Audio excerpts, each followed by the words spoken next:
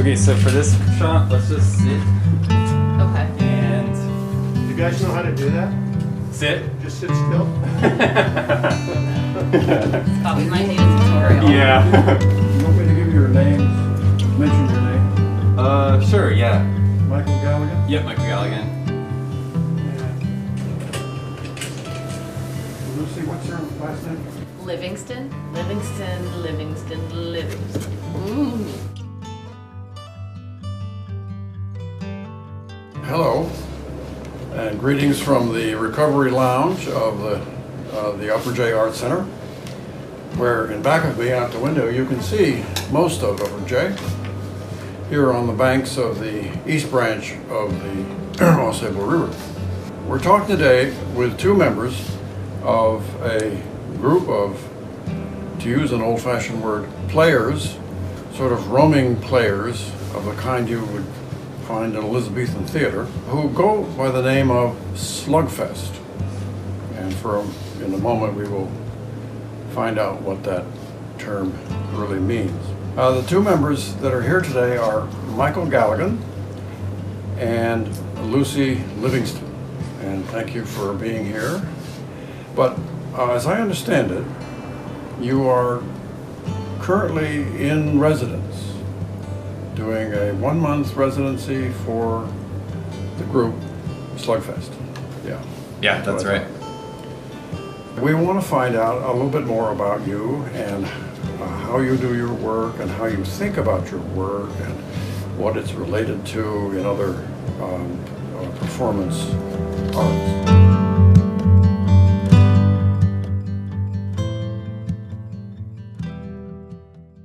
The first question I want to ask, you're here for a full month revisiting or revising or working on the Missing 411. That's an interesting title, and I was wondering if you could give me an idea of what you had in mind by giving it that title. Yes. I'll let you handle that one. Yeah. First of all, thanks for having us, Well, Roger, pleasure. and engaging in this conversation. Missing 411 came from it's an internet conspiracy group that was started by a former police investigator who he noticed that there were a lot of unexplained disappearances in the national park system. And when he went to ask the national park system for some information on those disappearances, they quoted him $1 million to get the information. And so I think a lot of buzzers went off. People on the internet really latched onto it, and there was like there's a community of people that share their stories online of strange things that have happened in the woods, like sounds and smells. So we decided last year to start creating this piece based off of some of those personal anecdotes and stories, using them as source material to develop our own content. Wow. Yeah. And you did this, or a version of it, a year ago, and now you are expanding it or enlarging it, or? Mm-hmm. Yeah, it's sort of like an adaptation or like a sequel or both. We're kind of working towards this particular piece being endlessly adaptable. We could take it and adapt it over and over and over and over again and just like expand the universe more and more and more. Oh, interesting. Well, I'm interested to know how you guys got together, or how the group itself sort of came together. You told me, Lucy, a minute ago that you came from Florida, and Michael, I think you came from New York City, or? Massachusetts originally. Massachusetts originally, Mm-hmm. and you all found yourselves together in New York City, was it, or? Yeah. Yeah. So how did you meet and decide to work together? Many of us studied at NYU together. Well, not necessarily together, but at the same time, but didn't know each other at that time. And then multiple working relationships then merged into the larger group. I think we started working together in 2018. So we have, as a group, done 2 or 3 shows together. But I think, you know, like stylistically, we realized that maybe these, like, our two, like the disparate collaborators were working in the same world, and that, like, stylistically we could create like an ensemble together. Bailey Nacetta, who is our director, I had known Bailey, but we started working together, like met to work as a kind of like writer-director collaboration on a show because something I had written was in the style of Buffon, which is something that she works in. And so that kind of like became a creative focus for our first show. And Bailey Nacetta is one of my best friends, and she brought me on to work on that project. Similarly to like the different kind of artists realizing that we all worked kind of in a similar universe, I felt like, oh, this is the kind of stuff I want to make. I don't know, I felt like I found like almost like an artistic home. Like I could use all of the tools that I learned in school in this very different way, and I felt like, oh, this is what I can do as an artist. You use the word show, and I think, Lucy, you just used the word, you wanted to make something. And these are suggesting different kinds of arts, and it sounds to me like maybe you came out of or through a theater sort of background? Yes. At NYU, we all had different training, like in theater, like different techniques. Some, like Sam Metzger, who's in the group, he did not go to NYU, correct? You knew him from high school. But he also works in a theatrical way, and we all just kind of like making a pot of soup or something. Like we've got Justin, we've got Julio, we've got Michael, we've got Bailey, and we've got Robert on the... Yeah, and so we like mix it all together, and it just like somehow made this really amazing collaboration. Yeah. Well, Shakespeare was a member of a players' company, and he wrote the plays and they acted the plays, and it sounds almost like this kind of an arrangement, except. How do you go about, quote unquote, writing? It's a interesting time to ask us that too. Yes. This show in particular, I think we're attempting something more non-traditional than like the Shakespeare model. Like for the first show we did, like there was a script, and we worked on that script and kind of like, made sure that the words were spoken. But for this show and a little bit last year, we're trying to hone in on what is called like devised theater a little more, which is the idea that like we don't have a script for this show. The script is kind of in our bodies and in our heads. And there's a lot more flexibility for improv and like actor creation, rather than just like submitting to the playwright as the authority, which often happens in like a traditional theatrical form. Yeah, we just improv for 8 hours straight, and then we pick out what we like. Bailey will, pick out as a director like what works, and then we just mash it all together. So remove the author czar. Yes. As it were, from the scene, and let the actor assume the role, or the actors together assume a sort of joint role of composing. Exactly. And do you write anything down, or do you write something down afterwards? I kind of a little both.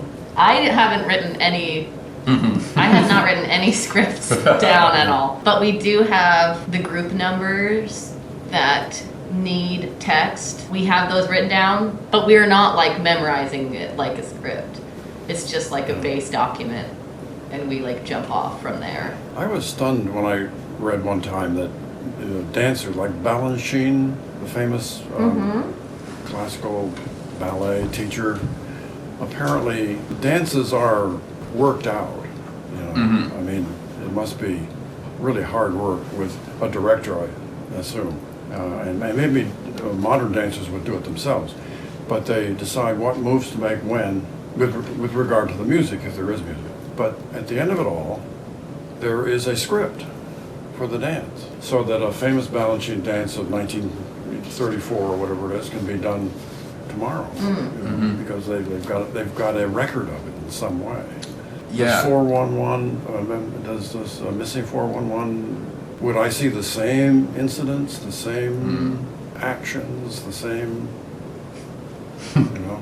No. I'm gonna say no, but you I was take this gonna- one. I was only going to point to what you said earlier, that like our goal is to I make. guess improv doesn't allow that, does it? Yeah, it's never the same. Yeah.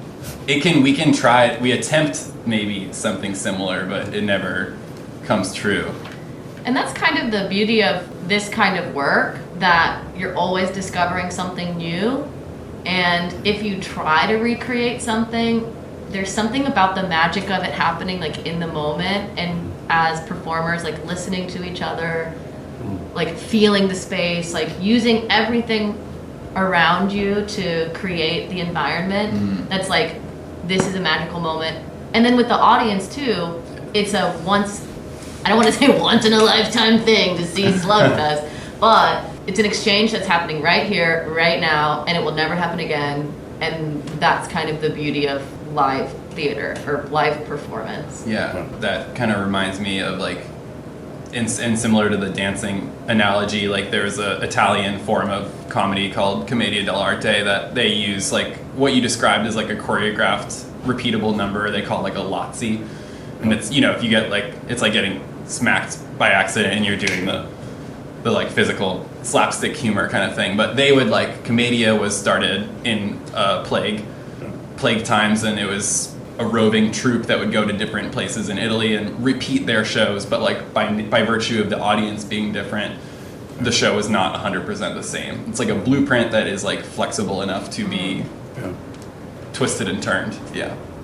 And they would always wear masks too, wouldn't they? Yeah. Right. Yeah. Wow. Well, listen, tell me about the term SLUGFEST. Why SLUGFEST? What is SLUGFEST? You got this. Okay.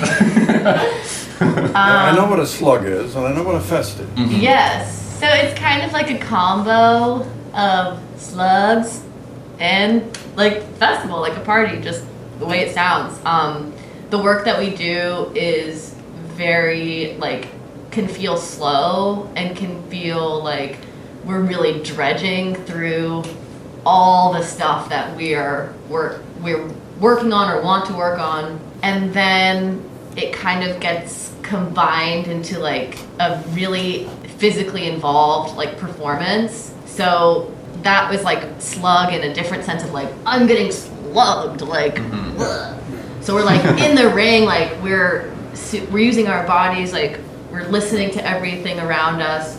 And then the festival bit is like, we're just having fun. And we want the audience to have fun and like to have that participation that I know I'm really interested in and like we're interested in. So it's like a boxing match in a way of like, you know. Which is just a game. Yeah, it's a game. Like we're all just playing and we're having fun, and like we want the audience to have fun. And obviously right now we can't be as participatory in the way that we want, but like we want the audience to be involved and like be a part of the show. Well, I do remember you, Lucy, coming to the audience at the end of the Missing 411. Yes. With a bouquet of flowers, offering flowers to us. Yeah, it was very effective. So anyway, comedy seems to be almost a foundational element. Is that true? Yeah. I mean, are there tragedies we could do SLUGFEST? Yes. I just think that the way that we work, tragedy is kind of always at the baseline, and then we build the absurdism from there. This show and the work that we do is very personal, and I think as clowns, like that is the essence of a clown, like is just sadness and like tragedy and like the like anger, you know, all of these like base emotions, and then to put it like in this wild or weird lens or whatever, it just makes people laugh. And to me, it's like the most fun way to communicate my sadness. Inner tragedy. yeah, like my trauma, like to make people laugh about it. But I don't know, what do you think? I think that's well said. And oh yeah, I was gonna add, like, in the sense that like laughter helps the bitter pill go down.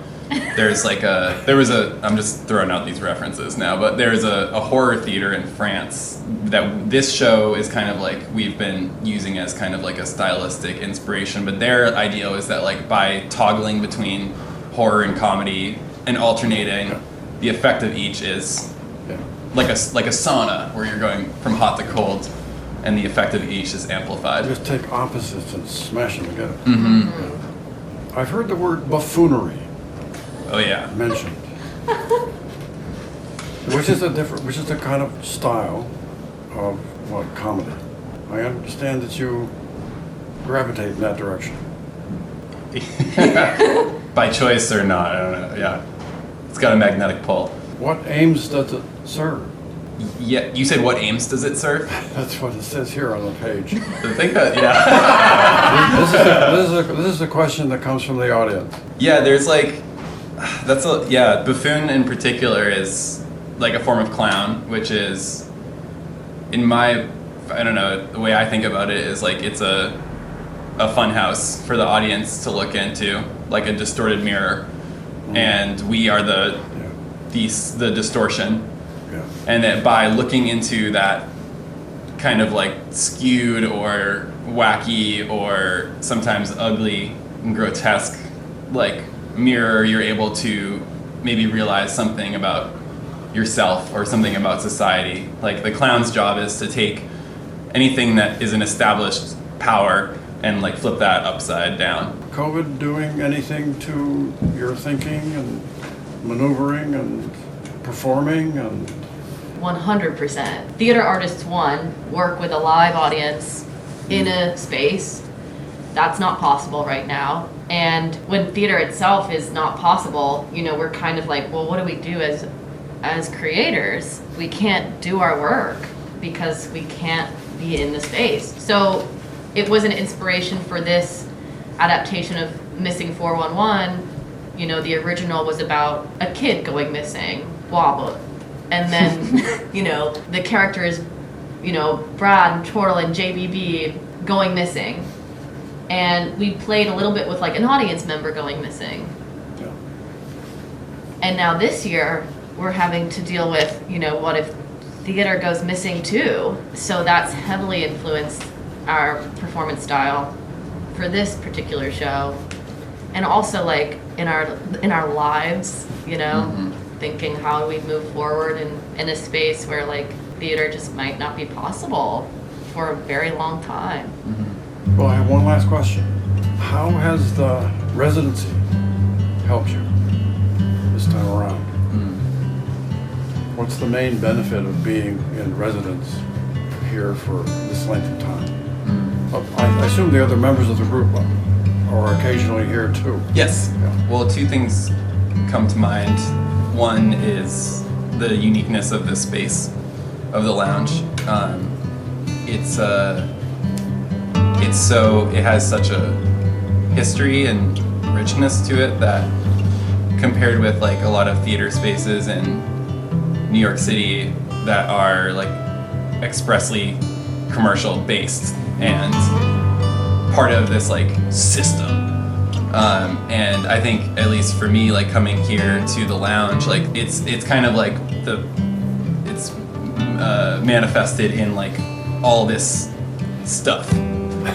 Like we wanted to do a vaudeville show, and there's like a vaudeville box, you know, like a ticket box that we can like use as this kind of like anchor or inspiration for our work. And so I think that speaks to like the openness and like kind of more far-reaching vision that this space has of like art as something that's not just commercial and Broadway and industry.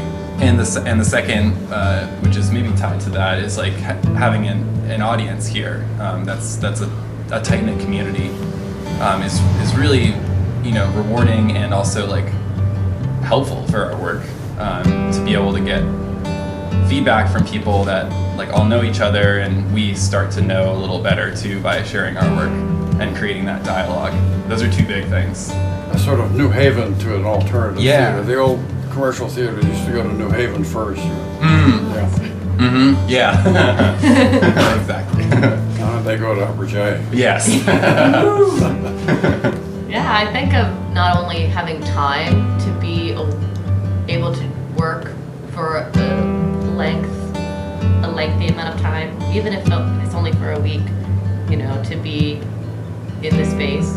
And then also to have the support of the community, which is what you mentioned, Michael. Like, everyone's been so nice, like lending us walkie-talkies or any kind of equipment, like plowing. Like, Scott's always here helping. Like, you're here doing this interview. You know, just the amount of community involvement in this space is so uplifting and like hopeful about, you know, creating art and having a community that supports art without any sort of like, well, what's in it for me kind of attitude that is so heavy in commercial theater. Well, listen, it's been a pleasure talking to you, and I hope the residency continues to work for you, and I hope also to see Missing 411 again. Oh, you just might. Thank you, Roger. Yeah, it's been a pleasure. Good job, guys. Yay! Thanks, Roger. Yeah, that was great.